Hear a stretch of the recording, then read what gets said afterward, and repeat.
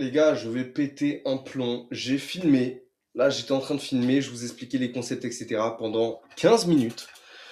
Je n'ai rien enregistré. J'ai oublié carrément de démarrer l'enregistrement. Les gars, je vais serrer. Bref, bon. Les gars, je vais vous la refaire quand même. C'est important.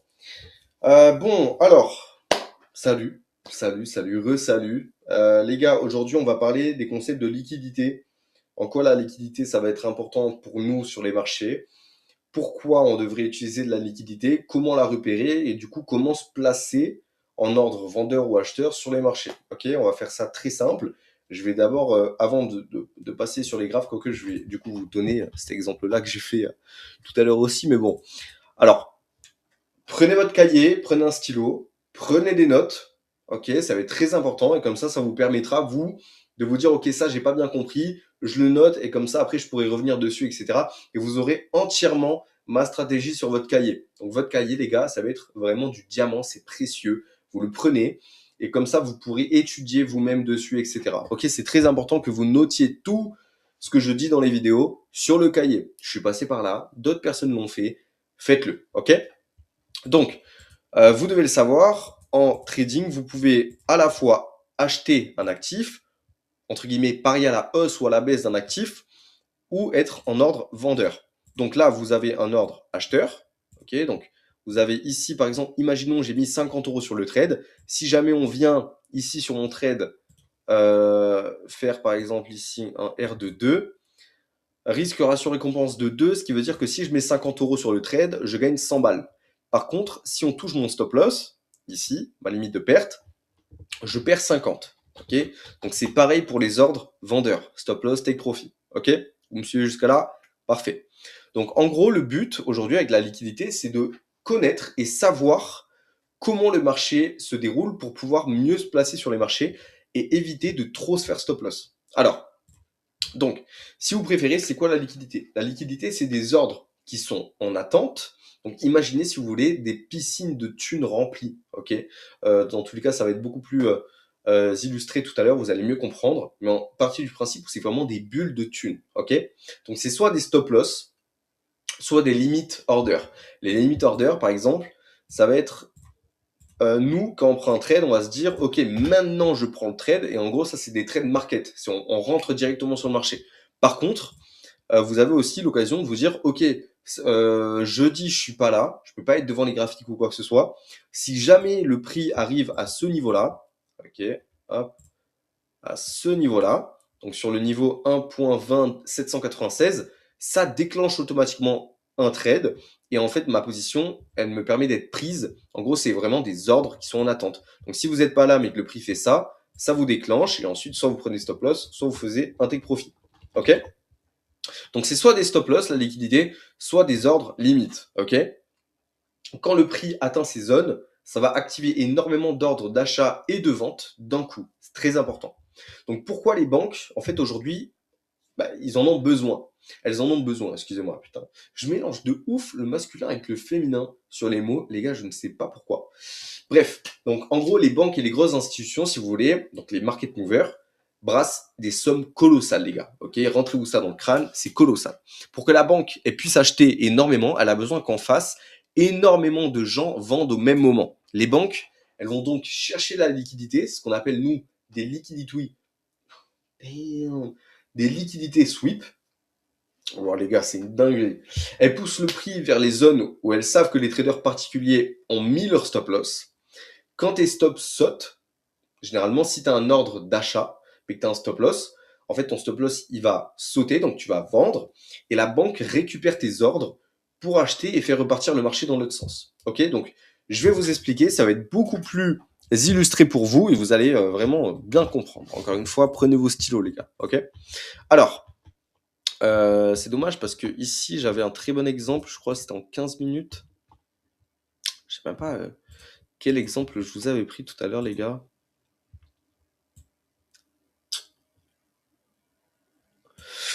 Putain, je vous avais trouvé un truc absolument parfait, c'est vraiment dommage.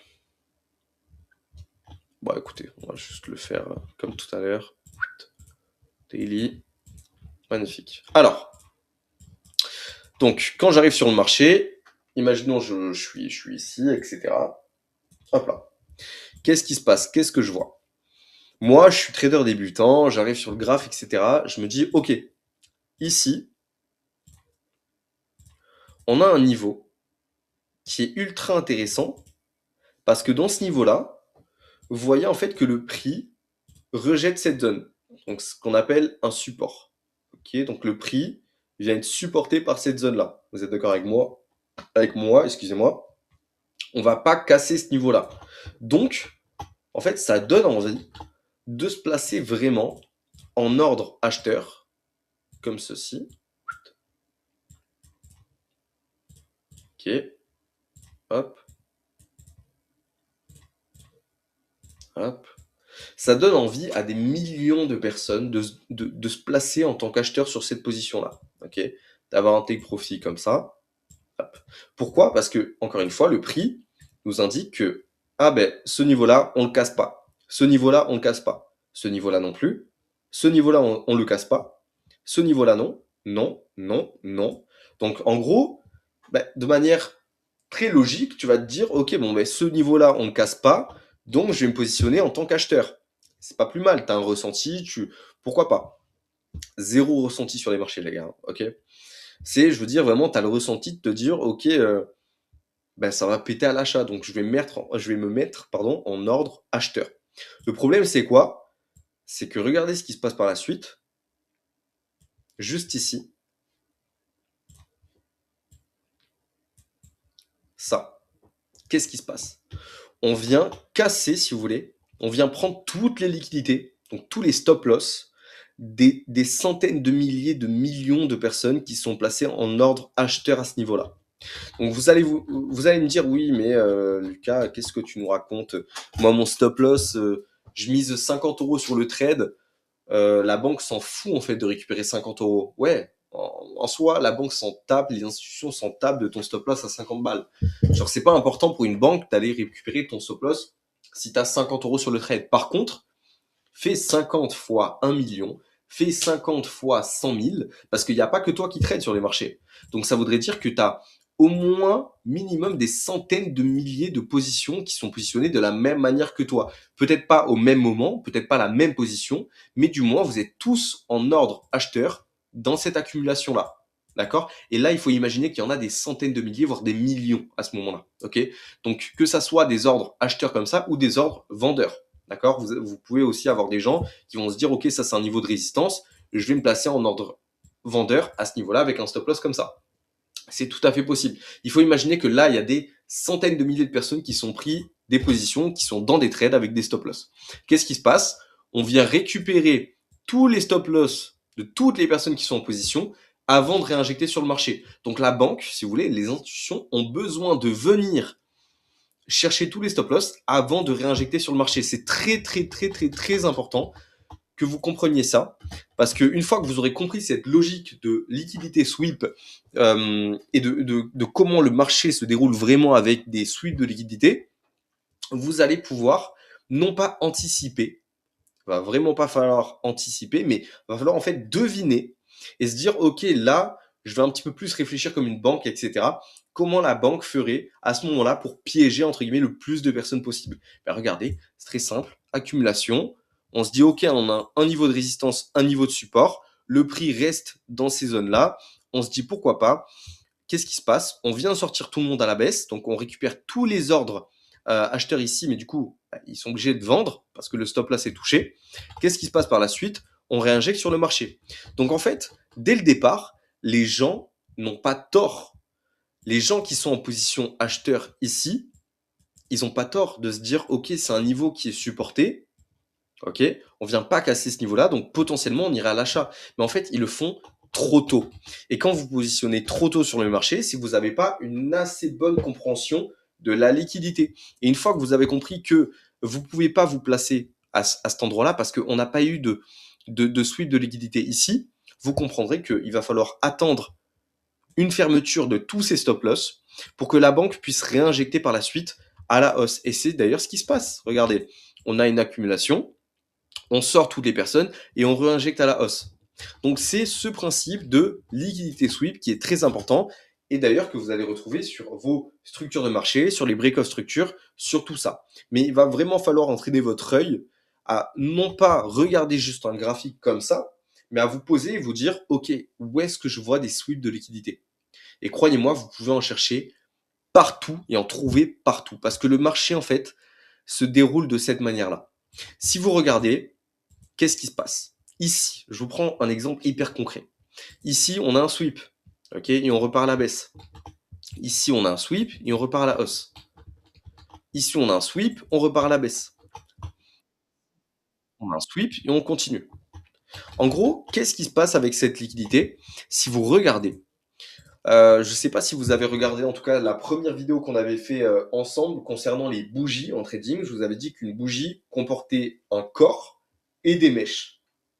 Et si vous regardez, chaque mèche, je vous invite à le faire hein, les gars après la vidéo, chaque mèche que vous allez voir sur le graphique, elle a été prise. Qu'est-ce que j'entends par elle a été prise? On a eu un sweep. Ok. Donc par exemple ici, vous voyez que, alors je vais prendre non pas le pinceau mais ça, cette lique ici, de cette mèche, est-ce qu'elle a été prise ou pas? Oui. Pourquoi? Parce que avec la bougie suivante, on est venu ici. Regardez. Hop, on est venu prendre la liquidité avant de sortir tout le monde. Là, je suis en daily. Donc, par exemple, sur ces deux bougies-là, on voit que ces mouvements haussiers et baissiers. Par contre, je vous le rappelle encore une fois, si vous descendez en time frame et que vous allez à cette période ici, ben, cette bougie blanche, vous allez peut-être voir un truc comme ça. Ah, je suis trop zoomé, excusez-moi. Retenez les deux bougies blanches, donc on a une bougie haussière et une bougie baissière. On va retrouver un truc comme ça, peut-être comme ça, hop, ok. On a l'ouverture de la prochaine bougie, ok, donc c'est à ce niveau-là. Et qu'est-ce qui se passe? Prise de leak, et on repart. Ok, donc ces deux bougies daily, peut-être vont représenter ça en 5 ou 15 minutes. Ok, ça c'est une journée de trading, d'accord? En 15 minutes. Sauf que ça, vous le voyez comme ça en daily, d'accord? Donc dans tous les time frames, vous allez retrouver des sweeps de liquidité. Donc là, vraiment, regardez, chaque jour, il y a des sweeps de liquidité. Donc c'est comme ça que le marché bouge. Regardez. Cette lique, elle a été prise. Ça aussi, ça aussi, ça aussi, ça aussi.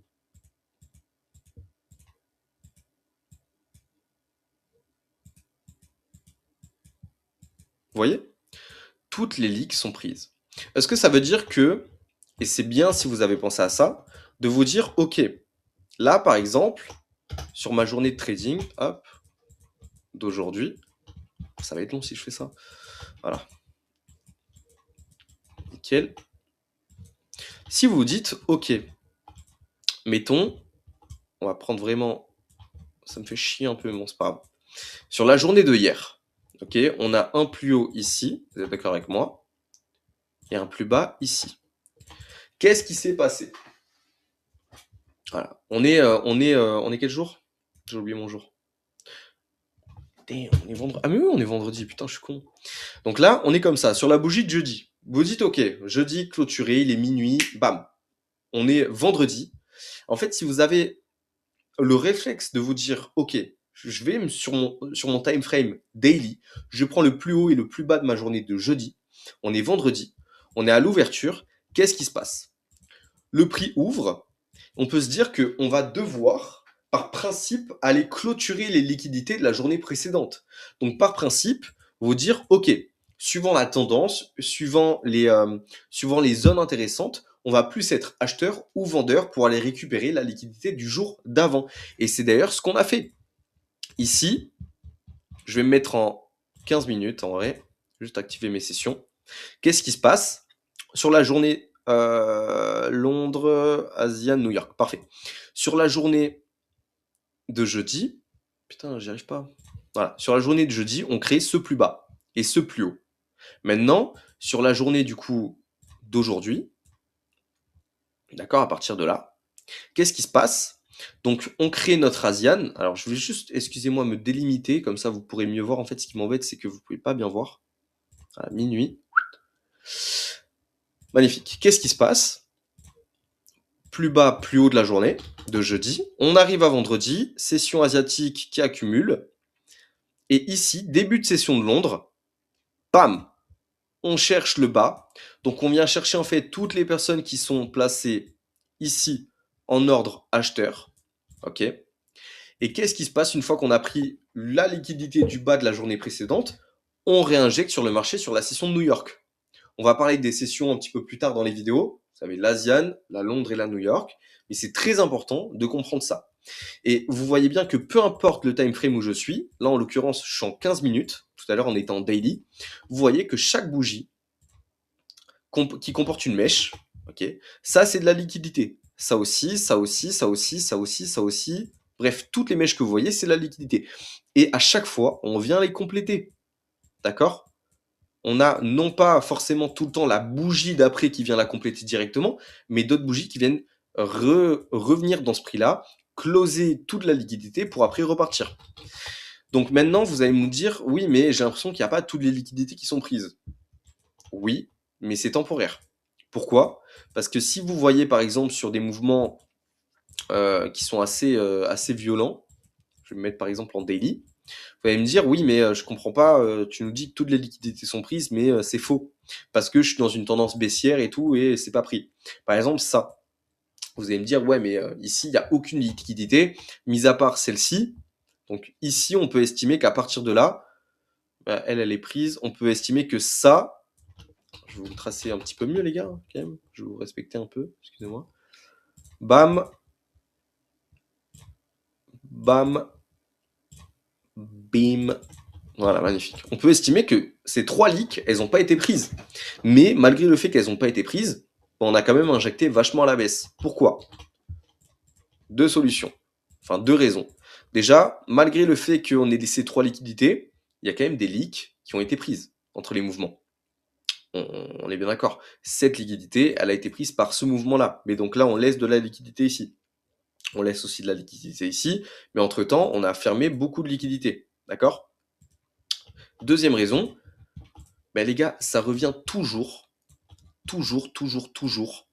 les chercher. Et là, en fait, avec ce mouvement haussier, d'accord, qu'on est en train d'entamer, peut-être qu'on va avoir des retracements, mais un jour ou l'autre, on va venir close toutes ces liquidités. Donc en fait, si vous voulez, comprendre la liquidité et savoir la reconnaître, ça va aussi vous donner des indications à vous dire, ok, là, il y a pas mal de liquidités qui n'ont pas été prises, donc ça serait super intéressant d'aller chercher tout ça. Ok? Vous avez par exemple, de manière très simple, ici, cette liquidité, elle n'est pas prise directement. Ça, c'est pas pris. Ça, c'est pas pris non plus. Pourquoi? Parce qu'on fait des plus bas qui sont de plus en plus bas. On vient faire des break-off structures à chaque fois baissier. Donc, on continue, entre guillemets, notre tendance.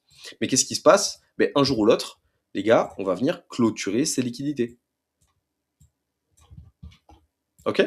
Donc, chaque liquidité qui n'a pas été prise, c'est une liquidité qui est à prendre pour les prochains mois, prochaines semaines, prochains jours, peu importe. Ok? Mais si vous regardez vraiment, en règle générale, chaque liquidité, les gars, elle est prise. Et c'est comme ça que le marché opère et bouge. Ok? Liquidité, c'est pris, c'est pris, c'est pris. Hop, hop, hop, hop. Voilà. C'est pas grave. Par exemple, cette liquidité-là, vous voyez que, donc, on est sur la bougie du vendredi 5 juin 2009. La bougie d'après, c'est la bougie du coup du lundi 8 2009. Mais vous voyez bien que on vient pas clôturer. Vous voyez, la mèche, elle fait pas ça. On vient pas monter ici. La mèche, elle est toute petite et puis voilà, on commence la journée bien bas. Donc forcément, on vient pas chercher la liquidité. Par contre, on vient chercher la liquidité du bas. Donc il se peut qu'il y ait des jours où on vient chercher aucune des 2 liquidités. C'est possible. Ça arrive très souvent. Le truc, c'est quoi? C'est que même si c'est pas clôturé le jour d'après, on viendra quand même un jour ou l'autre la clôturer. Parce que prenez conscience que ça là, tout ce que vous voyez ici, c'est de la thune. Et en gros, il y a des personnes qui sont placées en ordre acheteur, vendeur ou peu importe. D'accord? Et ça, un jour, va falloir aller le récupérer. Et c'est de cette manière-là que le marché bouge. Et c'est de cette manière-là que vous allez devoir réfléchir pour vous dire, est-ce que je suis rentré trop tôt sur le trade ou je suis rentré trop tard? Est-ce que le prix a déjà manipulé tous les stop loss pour après repartir? Si c'est le cas, oui, j'attends du coup ma structure de marché. D'ailleurs, au niveau de vos confirmations, maintenant, ce que vous allez faire, c'est identifier d'abord la liquidité, donc savoir où les gens ont leur ordre, où sont placés, acheteurs, vendeurs, etc. Attendre un sweep de liquidité, ok? Donc on attend vraiment que la banque vienne nettoyer, on va dire entre guillemets, tous ses ordres, récupérer le plus de thunes, et ensuite attendre, excusez-moi les gars, je parle beaucoup, putain mon dieu, attendre la confirmation. C'est le point le plus important. On clique pas de suite, on attend juste une structure de marché. Si la structure de marché, vous l'avez vu, la vidéo, c'est magnifique, vous savez de quoi je parle, d'accord? Un sweep plus break of structure. Et une fois qu'on est là-dedans, let's go. On peut partir en ordre vendeur ou acheteur, ok? Donc voilà. La structure de marché, elle va aussi nous montrer que les banques sont prêtes à faire le vrai mouvement, entre guillemets, d'accord? Ici, vous voyez, on va prendre cet exemple-là. Hop.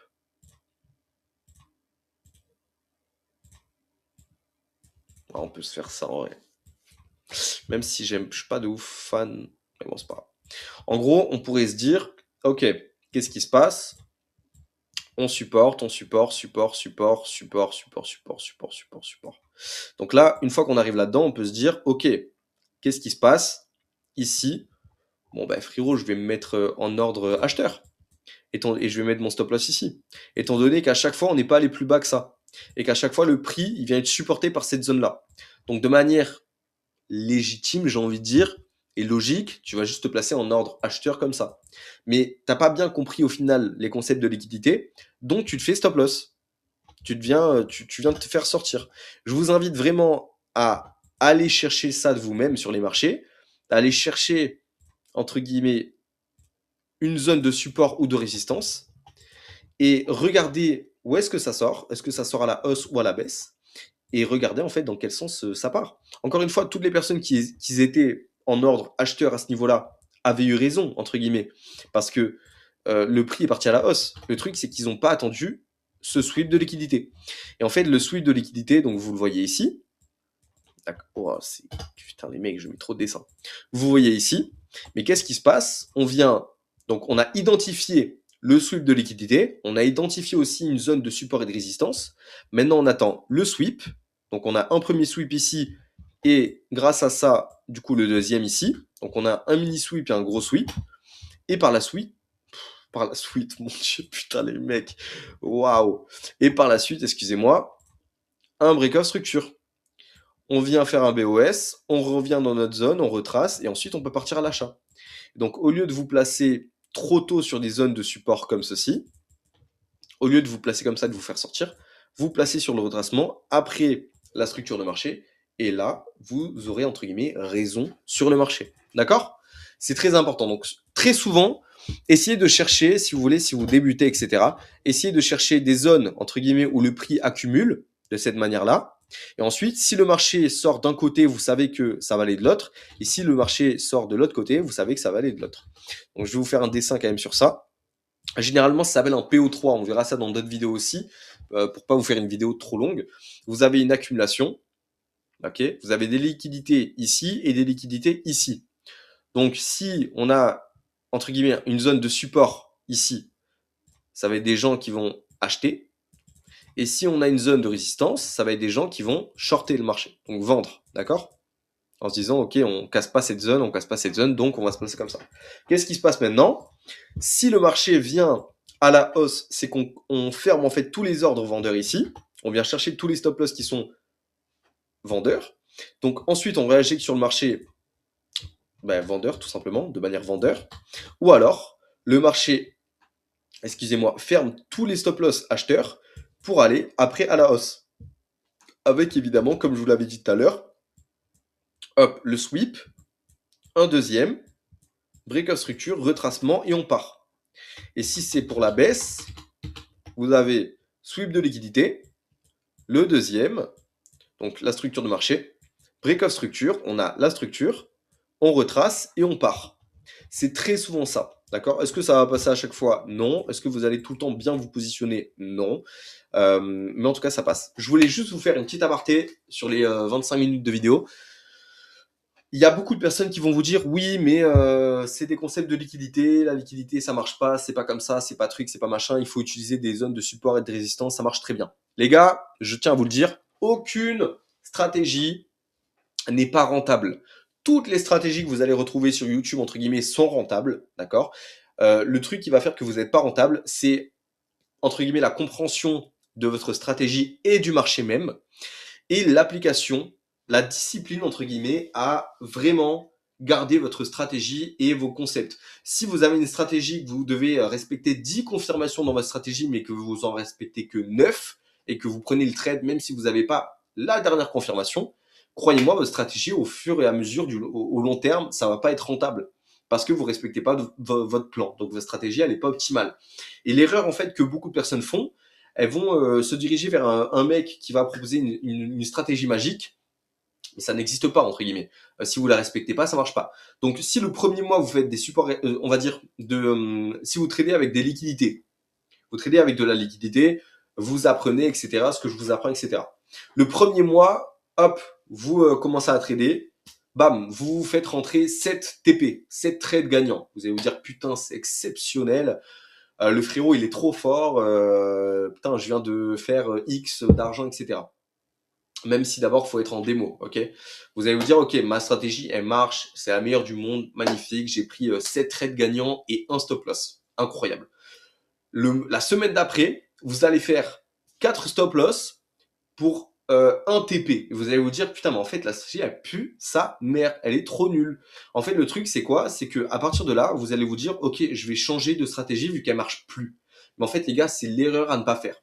Si vous changez de stratégie et que vous commencez à faire une autre stratégie, le truc, c'est quoi? C'est que vous allez entamer une nouvelle stratégie. Le premier mois, vous allez faire pareil, le même cheminement. 3 TP, 1 stop loss. Magnifique, la stratégie, elle marche.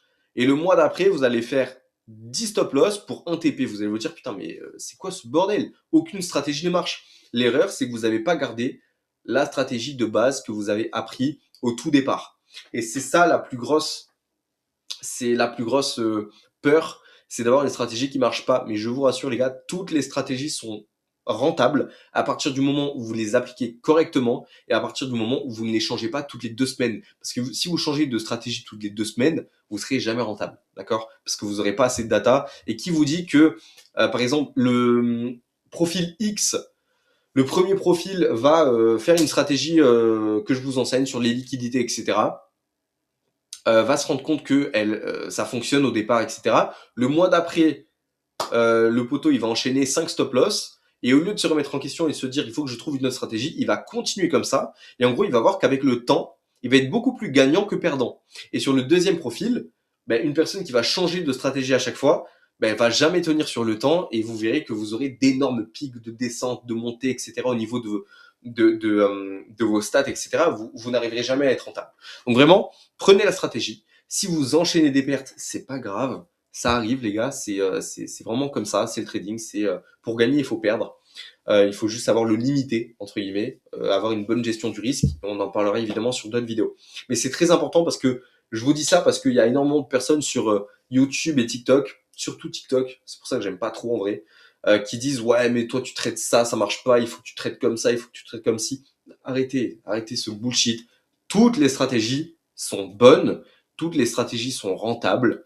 La seule chose qui fait que tu n'es pas rentable, c'est effectivement que tu changes trop de stratégie parce que tu te remets trop en question et que tu ne respectes pas les confirmations de ta stratégie. Si ta strat, tu dois avoir 5 confirmations pour prendre un trade, mais qu'au final, tu n'en as que 4 et que tu prends quand même ton trade, si le trade il est gagnant, mec, au final, c'est même pas un bon trade parce que tu n'as pas respecté ta stratégie. Donc peut-être que tu as un petit coup de dopamine, que tu te dis putain, j'ai pris 200 balles et tout, en fait, j'ai même pas besoin de respecter ma stratégie.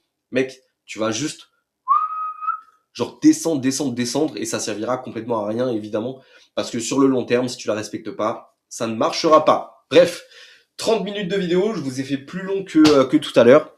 J'espère vraiment que vous avez compris ça. Si vous avez des difficultés ou quoi que ce soit, vous avez soit mon groupe privé pour me questionner, soit directement mes réseaux, genre Insta ou quoi que ce soit. Donc voilà, je pense pas vous filmer directement la prochaine vidéo parce que du coup j'ai enchaîné 2 vidéos comme ça et il y en a qu'une qui est passée. Génial. Mais voilà. Bref, je vous donnerai rendez-vous pour les prochaines vidéos. Je crois que c'était le jour 5. On verra le jour 6 ensemble.